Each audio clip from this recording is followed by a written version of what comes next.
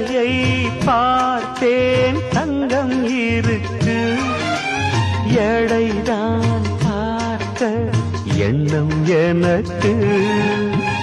மழை வந்த நேரத்தில் குடையாக வா மாமா, குடையெல்லாம் காணாது உடையாக வேண்டாமா.